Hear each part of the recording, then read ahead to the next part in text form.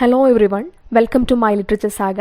ഇന്ന് നമ്മൾ ഡിസ്കസ് ചെയ്യാൻ പോകുന്നത് അരിസ്റ്റോട്ടലിൻ്റെ തിയറീസ് ആണ്. അപ്പോൾ അരിസ്റ്റോട്ടലിൻ്റെ തിയറീസിലേക്ക് കടക്കുന്നതിന് മുന്നേ നമുക്ക് അരിസ്റ്റോട്ടലിനെ പറ്റി അറിഞ്ഞിരിക്കേണ്ട ചില ഇമ്പോർട്ടൻ്റ് ആയിട്ടുള്ള കാര്യങ്ങളുണ്ട്. അതാദ്യം നമുക്ക് ഡിസ്കസ് ചെയ്തിട്ട് നമുക്ക് അദ്ദേഹത്തിൻ്റെ തിയറിയിലേക്ക് പോവാം. ഇതിനു മുന്നേ നമ്മൾ പഠിച്ച ക്രിറ്റിക് പ്ലേറ്റോ ആയിരുന്നു. അപ്പോൾ പ്ലേറ്റോയുടെ അക്കാഡമി എന്ന സ്കൂളിൽ പ്ലേറ്റോയുടെ ഏറ്റവും പ്രിയപ്പെട്ട സ്റ്റുഡൻ്റ് ആയിരുന്നു Aristotle. Okay, so Aristotle, he lived during the period of 384 to 322 BC. Okay, so he was a Greek philosopher and the one who can be rightly called as a polymath. Okay, അദ്ദേഹം ഒരു Greek philosopher ആയിരുന്നു. ഒരു പോളിമാത്ത് എന്ന് നമുക്ക് അദ്ദേഹത്തെ വിശേഷിപ്പിക്കാം. കാരണം ഒരു മേഖലയിലല്ല, പല മേഖലകളിൽ ഒരേപോലെ പ്രാവീണ്യം തെളിയിച്ച പ്രഗത്ഭനായിട്ടുള്ള ഒരു സ്കോളർ ആയിരുന്നു Aristotle. And he lived during the classical age. Okay, classical ഏജിലാണ് അദ്ദേഹം ജീവിച്ചിരുന്നത്. അദ്ദേഹം ജനിച്ചത് നോർത്തേൺ ഗ്രീസിലുള്ള സ്റ്റാഗുറ എന്നുള്ള സിറ്റിയിലാണ്. അദ്ദേഹത്തിന്റെ ഫാദർ നിക്കോമാക്കസ് എന്നായിരുന്നു പേര്. പക്ഷേ അരിസ്റ്റോട്ടിൽ കുട്ടിയായിരുന്നപ്പോൾ തന്നെ നിക്കോമാക്കസ് മരിച്ചുപോയി. പിന്നീട് ഒരു ഗാർഡിയൻ ആയിരുന്നു അദ്ദേഹത്തെ വളർത്തിക്കൊണ്ടുവന്നത്. അങ്ങനെ 17-ാമത്തെയോ 18-ാമത്തെയോ വയസ്സിൽ പ്ലേറ്റോയുടെ അക്കാഡമിയിൽ ഒരു സ്റ്റുഡൻ്റ് ആയിട്ട് ജോയിൻ ചെയ്തു. At the age of 17 or 18 Aristotle joined Plato's academy and it is believed that he remained there until the age of 37. 37-ാമത്തെ വയസ്സ് വരെ അവിടെ ഉണ്ടായിരുന്നു എന്നാണ് പറയപ്പെടുന്നത്. ഇനി അരിസ്റ്റോട്ടലിന്റെ മറ്റൊരു പ്രത്യേകത എന്ന് പറഞ്ഞാൽ പ്ലേറ്റോയെ പോലെ തന്നെ സ്വന്തമായി ഒരു സ്കൂൾ ഇദ്ദേഹത്തിനും ഉണ്ടായിരുന്നു. It was a centre of learning and it was called Lyceum. Lyceum എന്നായിരുന്നു ആ സ്കൂളിന്റെ പേര്. അതൊരു പെരിപ്പത്തറ്റിക് സ്കൂൾ എന്നാണ് അറിയപ്പെട്ടിരുന്നത്. കാരണം അരിസ്റ്റോട്ടലിന്റെ ഫോളോവേഴ്സിനെ എല്ലാം വിശേഷിപ്പിച്ചിരുന്നത് പെരിപ്പത്തറ്റിക് എന്നുള്ള ഒരു അഡ്ജക്റ്റീവ് യൂസ് ചെയ്തിട്ടാണ്. ഒരു സ്ഥലത്തു നിന്ന് മറ്റൊരു സ്ഥലത്തേക്ക് എപ്പോഴും ഇങ്ങനെ വാണ്ടർ ചെയ്തുകൊണ്ടിരിക്കുന്ന ഒരു കൂട്ടം ആളുകളെ വളരെ ഇൻഫോർമലായിട്ട് നടത്തിയിരുന്ന ഒരു ഇൻസ്റ്റിറ്റ്യൂഷൻ ആയിരുന്നു അത് ആദ്യം. അതുപോലെ അവിടെ പഠിപ്പിച്ചിരുന്ന കാര്യങ്ങളെല്ലാം ഡിറൈവ് ചെയ്തിരിക്കുന്നത് അരിസ്റ്റോട്ടലിന്റെ ടീച്ചിങ്സിൽ നിന്നാണ്, തിയറീസിൽ നിന്നാണ്. അതുപോലെ അരിസ്റ്റോട്ടലിന് നിരവധി ഫേമസ് ആയിട്ടുള്ള സ്റ്റുഡൻസ് ഉണ്ടായിരുന്നു. അലക്സാണ്ടർ ദ ഗ്രേറ്റ്, തിയോഫ്രാസ്റ്റസ്, ഇവരൊക്കെ അരിസ്റ്റോട്ടലിന്റെ സ്റ്റുഡൻസ് ആയിരുന്നു. ഇനി ഇദ്ദേഹത്തിന്റെ റൈറ്റിംഗ്സിനെ പറ്റി പറയാനാണെങ്കിൽ എന്തിനേയും ഏതിനേയും പറ്റി എഴുതുമായിരുന്നു. Physics, biology, zoology, metaphysics, logic, ethics, aesthetics, poetry, theatre, music, rhetoric, psychology, linguistics, economics, politics, government, ഇതുപോലെ എന്തിനേയും ഏതിനേയും പറ്റി അദ്ദേഹം നിരവധി വർക്ക്സ് എഴുതിയിട്ടുണ്ട്.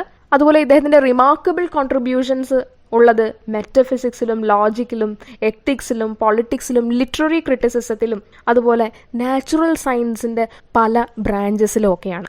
അതുപോലെ അരിസ്റ്റോട്ടലിനെ പ്ലേറ്റോയിൽ നിന്ന് വ്യത്യസ്തനാക്കുന്ന ഒരു കാര്യമെന്ന് പറഞ്ഞാൽ പ്ലേറ്റോയുടെ പല തിയറീസും അല്ലെങ്കിൽ ഫോർമുലേഷൻസും എന്ന് പറഞ്ഞാൽ അതിനൊരു എംപിരിക്കൽ ട്രൂത്ത് ഉണ്ടായിട്ടില്ല.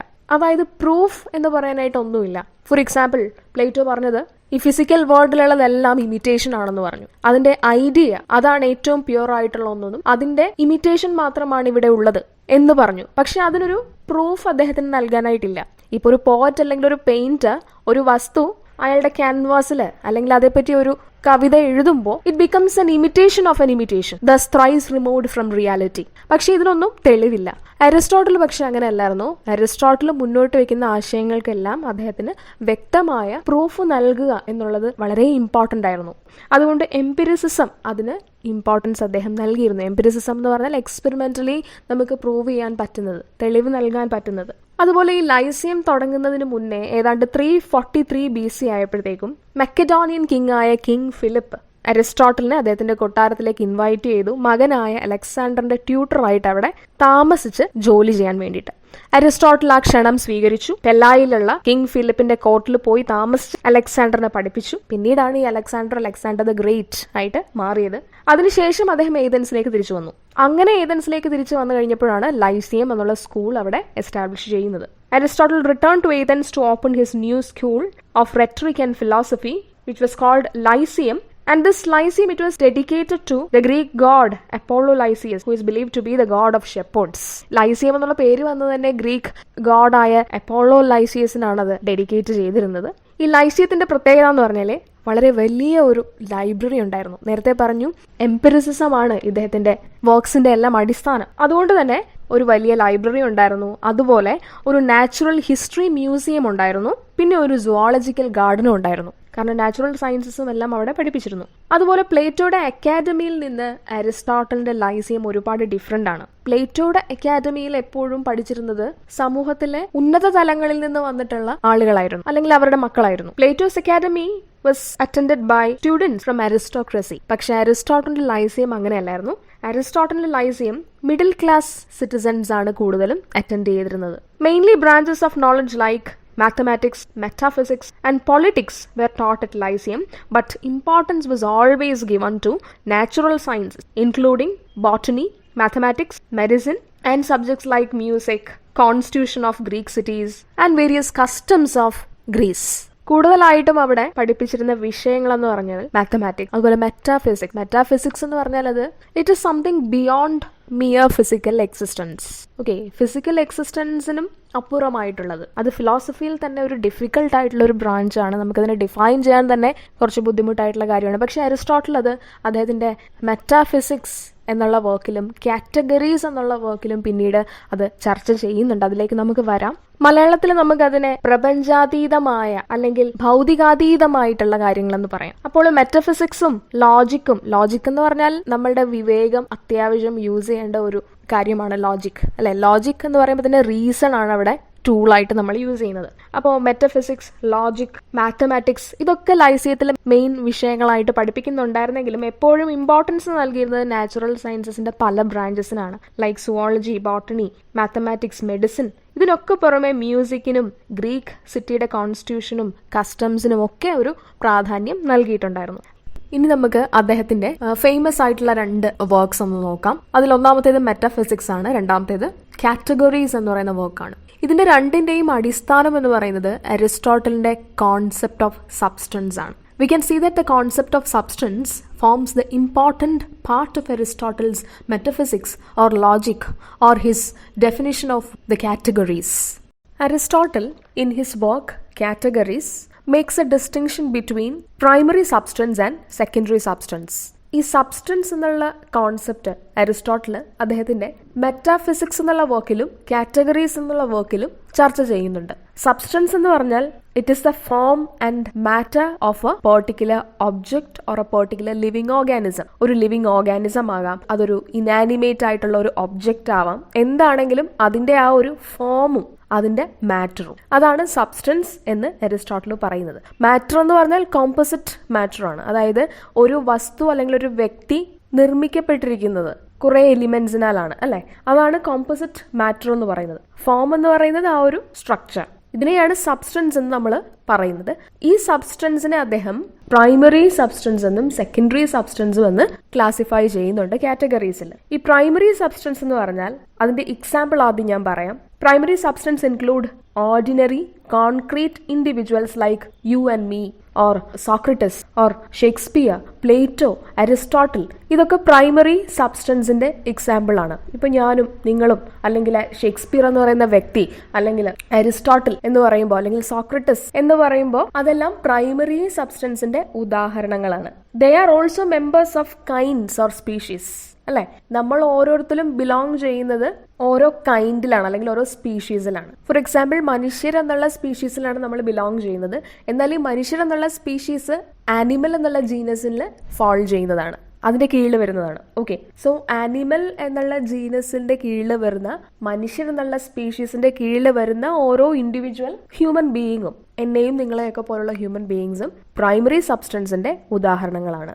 ഇനി സെക്കൻഡറി സബ്സ്റ്റൻസ് എന്ന് പറയുന്നത് നമ്മൾ ബിലോങ് ചെയ്യുന്ന സ്പീഷീസ് ഉണ്ടല്ലോ, ഈ ഓരോ ഇൻഡിവിജ്വലും ബിലോങ് ചെയ്യുന്ന ഒരു സ്പീഷീസിലാണെന്ന് പറയും. ഇപ്പൊ നമ്മൾ ഓരോരുത്തരും ആണെന്നുണ്ടെങ്കിൽ മനുഷ്യർ എന്നുള്ള ആ ഒരു സ്പീഷീസിൽ ബിലോങ് ചെയ്യുന്നവരാണ്. അത് ആനിമൽ എന്നുള്ള ജീനസിലാണ് വരുന്നത്. അപ്പോൾ ആ സ്പീഷീസും ജീനസും ഒക്കെ സെക്കൻഡറി സബ്സ്റ്റൻസിന്റെ ഉദാഹരണങ്ങളാണ്. അപ്പോൾ ഇപ്പോൾ നിങ്ങൾക്ക് ക്ലിയർ ആയിട്ടുണ്ടാവും എന്താണ് പ്രൈമറി സബ്സ്റ്റൻസും സെക്കൻഡറി സബ്സ്റ്റൻസ് എന്നുള്ളത്.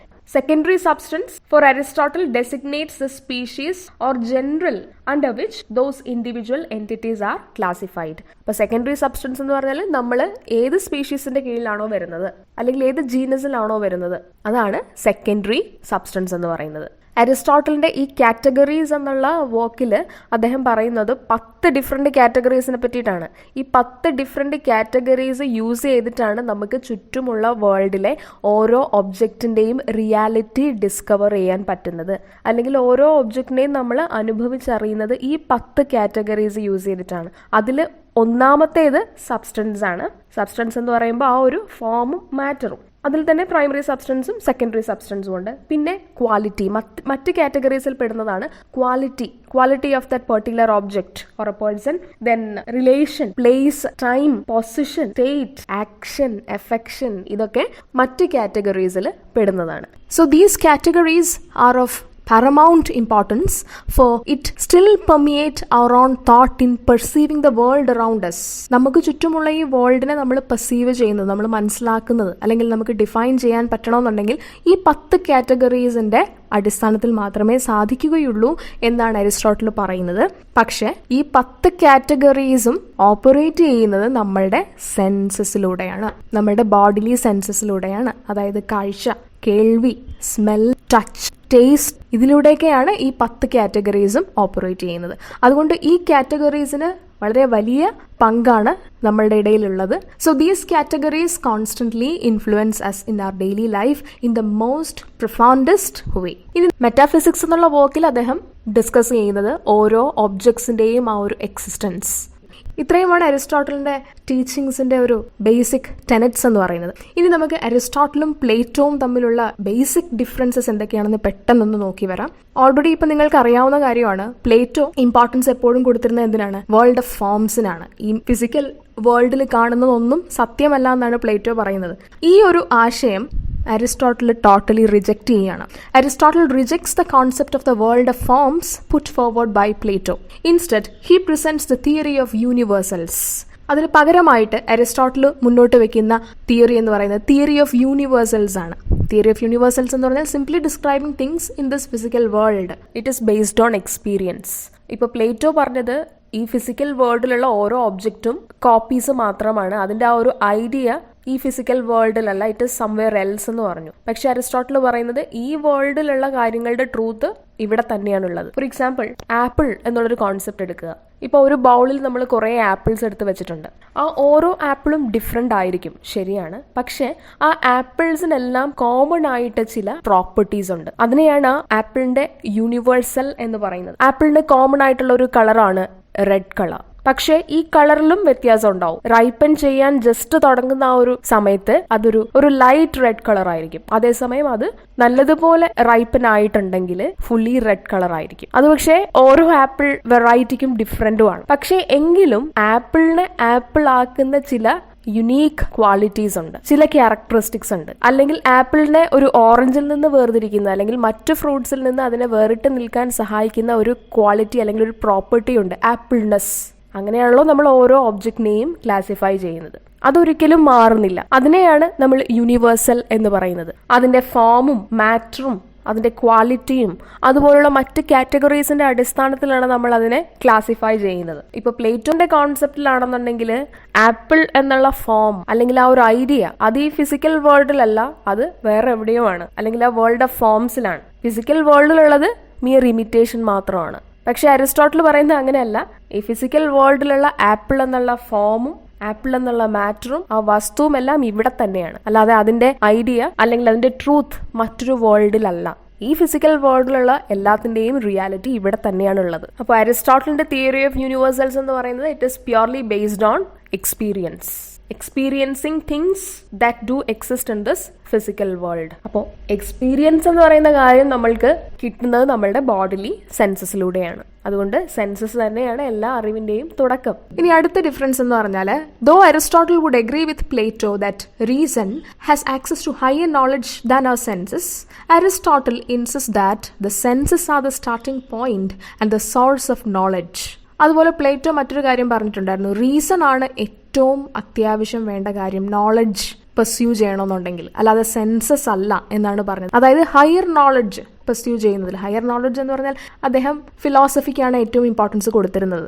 അരിസ്റ്റോട്ടിൽ ഈ റീസൺ എന്നുള്ളൊരു കോൺസെപ്റ്റിനെ ടോട്ടലി റിജക്റ്റ് ചെയ്യുന്നില്ല. എങ്കിലും അദ്ദേഹം പറഞ്ഞത് ഈ സെൻസസിനാണ് ഇമ്പോർട്ടൻസ്. ഏതൊരു നോളജിൻ്റെയും സ്റ്റാർട്ടിംഗ് പോയിന്റ് എന്ന് പറയുന്നത് സെൻസസ് ആണ്. ഈ ബോഡിലി സെൻസസ് യൂസ് ചെയ്ത് മാത്രമേ നമുക്ക് ചുറ്റുമുള്ള ഈ വേൾഡിലെ മെറ്റീരിയൽ ഒബ്ജക്ട്സിനെ അറിയാനായിട്ട് സാധിക്കുകയുള്ളൂ, അല്ലെങ്കിൽ അതിൻ്റെ അണ്ടർലൈങ് ട്രൂത്ത് എന്താണെന്നുള്ളത് നമുക്ക് മനസ്സിലാക്കാൻ സാധിക്കുകയുള്ളൂ. അറിവിൻ്റെ തുടക്കം എന്ന് പറയുന്നത് സെൻസസ് തന്നെയാണ്. ചുരുക്കി പറഞ്ഞാൽ അരിസ്റ്റോട്ടലിൻ്റെ വ്യൂ എന്ന് പറയുന്നത് ട്രൂത്ത് എന്ന് പറയുന്നത് നമ്മളുടെ ഈ ഒരു ഫിസിക്കൽ വേൾഡിനുള്ളിൽ തന്നെയാണ്, അല്ലാതെ പ്ലേറ്റോ പറയുന്നത് പോലെ it is not somewhere else. Okay, in short Aristotelian view seeks to find reality within our world. ഇതാണ് അരിസ്റ്റോട്ടലും പ്ലേറ്റോയും തമ്മിലുള്ള ഒരു ബേസിക് ഡിഫറൻസ് എന്ന് പറയുന്നത്. ഇനി നമുക്ക് അരിസ്റ്റോട്ടലിൻ്റെ അനലറ്റിക്സ് എന്നുള്ളൊരു കോൺസെപ്റ്റ് നമുക്ക് നോക്കാം. അനലറ്റിക്സ് എന്ന് പറയുന്നത് അരിസ്റ്റോട്ടലിൻ്റെ ലോജിക്കിൻ്റെ മറ്റൊരു പേരാണ്. Aristotle's greatest contribution to philosophy lies in the realm of logic. He viewed logic as an instrument which is the most important requirement for the study of every branch of knowledge. Aristotle മുന്നോട്ട് വയ്ക്കുന്ന വാദം ഇതാണ്: logic അത്യാവശ്യമാണ്. ഏത് branch of knowledge നമ്മൾ വിശകലനം ചെയ്യണമെങ്കിലും അല്ലെങ്കിൽ സ്റ്റഡി ചെയ്യണമെങ്കിലും ലോജിക്ക് അത്യാവശ്യമാണ്. അതിൻ്റെ ബേസിക് റിക്വയർമെൻ്റ് എന്ന് പറയുന്നത് തന്നെ ലോജിക് എന്നുള്ള ഒരു ഇൻസ്ട്രുമെൻ്റ് ആണ്. His own name for logic was analytics. അദ്ദേഹം ഈ ലോജിക്കിനെയാണ് അനലറ്റിക്സ് എന്നുള്ള പേരിൽ വിളിച്ചത്. അങ്ങനെ അരിസ്റ്റോട്ടലിൻ്റെ ലോജിക്കൽ ട്രീറ്റിസസ് ആണ് നേരത്തെ നമ്മൾ ഡിസ്കസ് ചെയ്ത വർക്കായ കാറ്റഗറീസ്, അതുപോലെ interpretation, prior analytics, posterior analytics and topics etcetera. ഈ ലോജിക് എന്നുള്ള കോൺസെപ്റ്റ് അല്ലെങ്കിൽ അനലറ്റിക്സ് ഇത് ഏറെക്കുറെ അരിസ്റ്റോട്ടിൽ പ്ലേറ്റോയിൽ നിന്ന് കടമെടുത്തിട്ടുള്ളതാണ്. പ്ലേറ്റോയിൽ നിന്നും പല പ്രീ സോക്രേറ്റിക് തിങ്കേഴ്സിൽ നിന്നുമെല്ലാം കടമെടുത്തിട്ടുള്ള കാര്യം തന്നെയാണ്. ഈ അരിസ്റ്റോട്ടലിൻ്റെ ലോജിക് അല്ലെങ്കിൽ അനലറ്റിക്സ് ഇതിൻ്റെ അടിസ്ഥാനമെന്ന് പറയുന്നത് സിലോജിസമാണ്. Okay, the basis of Aristotelian logic is syllogism. ഇനി എന്താണ് syllogism? It is a kind of logical argument that uses reason to arrive at a conclusion based on two or more assumptions.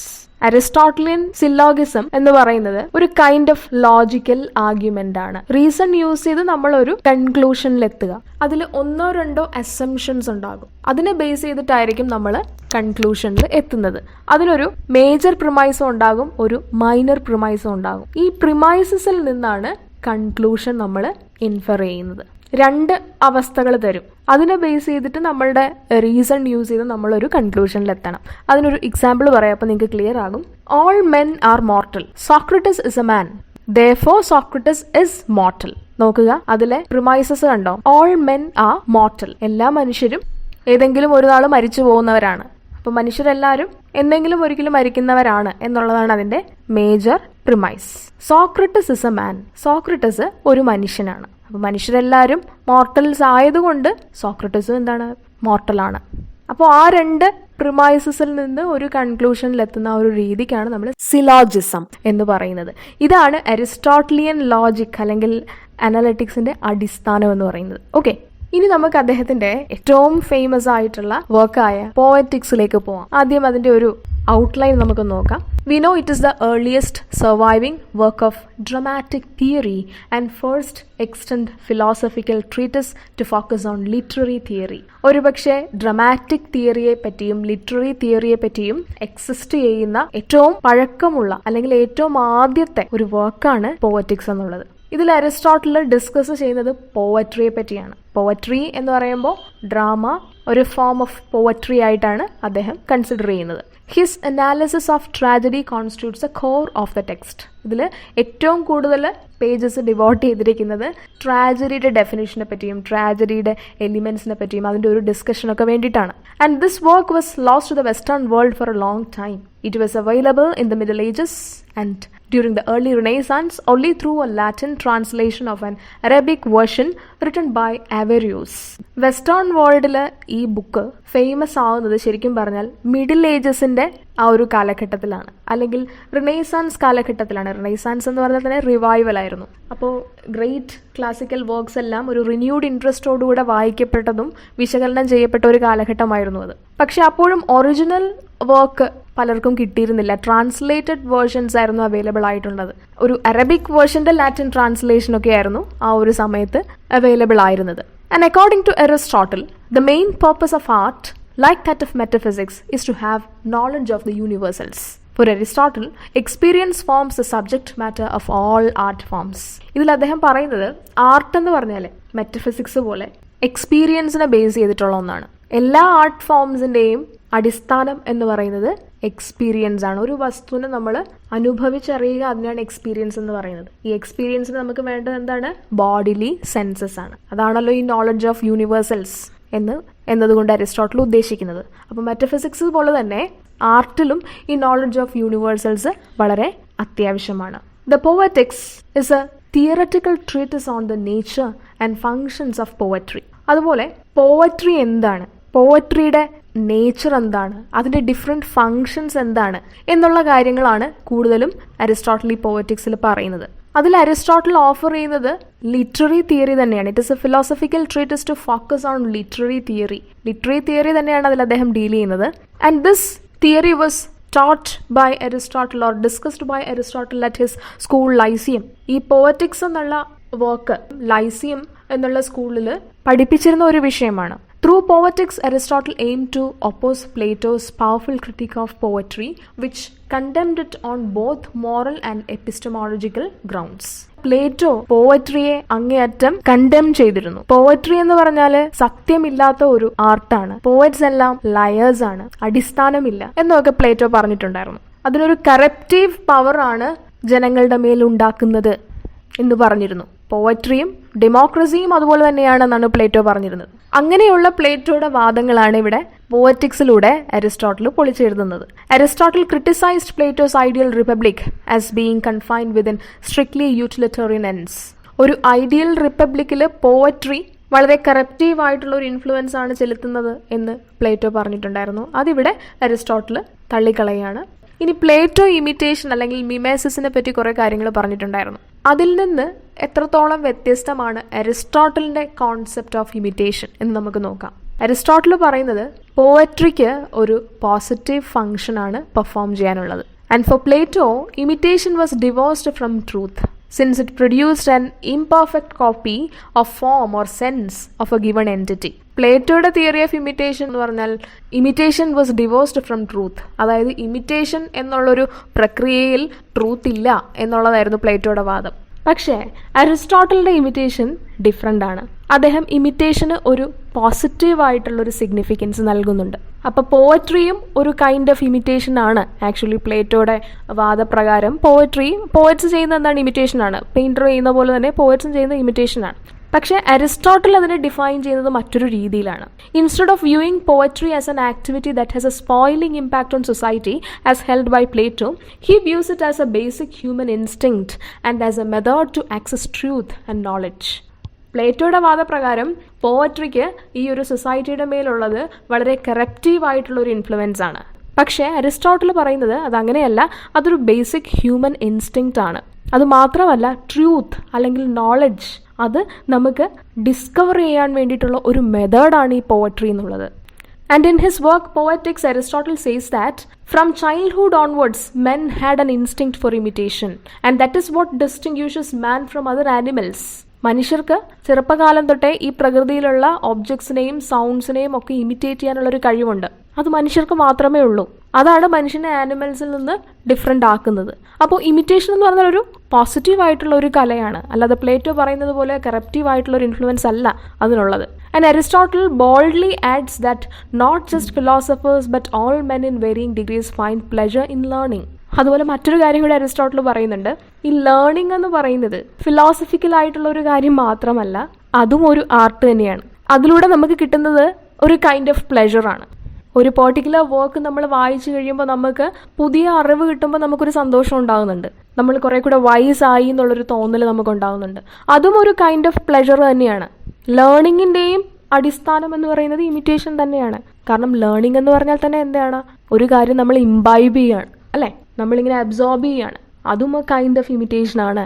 ലേണിങ്ങിലൂടെ ഒരു ഒബ്ജക്റ്റിനെ പറ്റി നമ്മൾ പഠിക്കുക എന്ന് പറഞ്ഞു കഴിഞ്ഞാൽ ആ ഒബ്ജക്റ്റിനെ നമ്മൾ ഇമിറ്റേറ്റ് ചെയ്യുന്നതിനോട് തുല്യമാണ്. അതുകൊണ്ട് അരിസ്റ്റോട്ടിൽ പറയുന്നത് ഇമിറ്റേഷൻ എന്ന് പറയുന്നത് ഒരു കൈൻഡ് ഓഫ് ലേണിംഗ് ആണെന്ന് വേണമെങ്കിൽ പറയാം. Imitation is a mode of learning and is always associated with pleasure. അതുകൊണ്ട് ഇമിറ്റേഷൻ്റെ എൻഡ് റിസൾട്ട് എന്ന് പറയുന്നത് പ്ലെഷറാണ്. ഇമിറ്റേഷൻ നമുക്ക് നൽകുന്നത് പ്ലെഷറാണ്, ആനന്ദമാണ്. ഈ വ്യൂ അദ്ദേഹം അദ്ദേഹത്തിൻ്റെ റെട്രിക് എന്നുള്ള വർക്കിലും ഡിസ്കസ് ചെയ്തിട്ടുണ്ട്. This view is also discussed in his work Rhetoric, where he infers that since learning and admiration are pleasant, the imitative arts such as drawing, sculpture and poetry must also be pleasant. എല്ലാ തരത്തിലുള്ള learning pleasure നൽകുന്ന ഒന്നായതുകൊണ്ട് എല്ലാ imitative ആർട്സും തീർച്ചയായും pleasure നൽകുന്നത് തന്നെയാണ്. അദ്ദേഹത്തിൻ്റെ സിലോഗിസമാണ് അവിടെ നമുക്ക് അപ്ലൈ ചെയ്യാൻ പറ്റുന്നത്. എല്ലാ ലേണിങ്ങും പ്ലസൻ്റ് ആണ് അല്ലേ, പ്ലഷർ നൽകുന്നതാണ്. അപ്പോൾ ഇമിറ്റേഷനും എന്താണ്, ഒരു kind of mode of learning ആണെന്ന് നേരത്തെ പറഞ്ഞു. അങ്ങനെയാണെങ്കിൽ ഇമിറ്റേഷനും എന്ത് തന്നെയാണ്, പ്ലഷർ നൽകുന്ന ഒന്ന് തന്നെയാണ്. അതുപോലെ pleasure does not lie in the object which is imitated but in the process of imitation. ഇപ്പോൾ ഒരു വസ്തുവിനെ നമ്മൾ ഇമിറ്റേറ്റ് ചെയ്യുകയാണെന്നുണ്ടെങ്കിൽ ആ വസ്തുവിലല്ല ആ പ്ലഷർ ഇരിക്കുന്നത്, ആ വസ്തുവല്ല നമുക്ക് പ്ലഷർ നൽകുന്നത്. ആ വസ്തുവിനെ നമ്മൾ ഇമിറ്റേറ്റ് ചെയ്യുമ്പോൾ അതൊരു ആർട്ടായിട്ട് മാറുന്നു അല്ലേ, ഒരു കൈൻഡ് ഓഫ് ലേണിംഗ് ആണ്. ആ ആക്റ്റാണ് നമുക്ക് പ്ലഷർ പ്രദാനം ചെയ്യുന്നത്. ഇത്രയാണ് അരിസ്റ്റോട്ടിൽ ഇമിറ്റേഷനെ പറ്റി പറയുന്നത്. However that is enough for today. ബാക്കി നമുക്ക് അടുത്ത ക്ലാസ്സിൽ കണ്ടിന്യൂ ചെയ്യാം.